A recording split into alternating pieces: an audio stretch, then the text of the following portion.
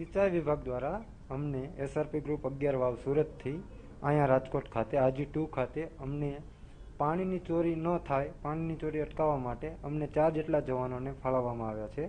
તેમાં 3 કોન્સ્ટેબલ અને 1 head constable ફાળવવામાં આવ્યા છે. અમે સતત દિવસ રાત કન્ટિન્યુ પેટ્રોલિંગ કરવી છે.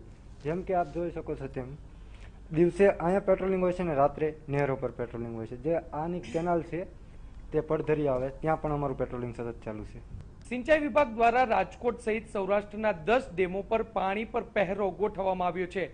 રાજકોટના આજી 2 ડેમ નજીક અત્યારે હું છું કે જ્યાં પણ જે આજી નદીનું પાણી છે અને સાથે સાથે જે કેનાલ પસાર થઈ રહી છે, આ કેનાલ પર એસઆરપી નો બંદોબસ્ત મૂકવામાં આવ્યો છે. આજથી 1 મહિના સુધી આ જે ડેમ છે આ ડેમ પર 4 જેટલા જે એસઆરપી ના જવાન છે તેમનો રાઉન્ડ ધ ક્લોક બંદોબસ્ત રાખવામાં આવ્યો છે અને કેનાલ પર સતત તેમનું આ પેટ્રોલિંગ રહેશે. આજી 2 ડેમની સાથે સાથે જામવંથલી નો જે ઊંડ 1 ડેમ આવેલો છે ત્યાં પણ 18 જવાનોનો બંદોબસ્ત મૂકવામાં આવ્યો છે. આ ઉપરાંત સસોઈ, ફુલજર, મચ્છુ ડેમ, ગોદાવરી, ખાટડી, થાન, વાંકાનેર અને બોટાદ સહિતના જે જ્યાંથી પણ કેનાલ પસાર થઈ રહી છે અને જ્યાં ડેમમાં પૂરતા પ્રમાણમાં પાણી છે ત્યાં એસઆરપી નો બંદોબસ્ત ગોઠવવામાં આવ્યો છે અને 1 મહિના સુધી આ જે ડેમ છે તેમાંથી પાણી ચોરી ન થાય તે માટે સરકાર દ્વારા કવાયત હાથ ધરવામાં આવી છે. મહત્વનું છે કે મોરબી સહિતના જે પંથકો છે ત્યાં પાણી ચોરીનું પ્રમાણ વધારે છે અને ઉદ્યોગોમાં અને કેટલાક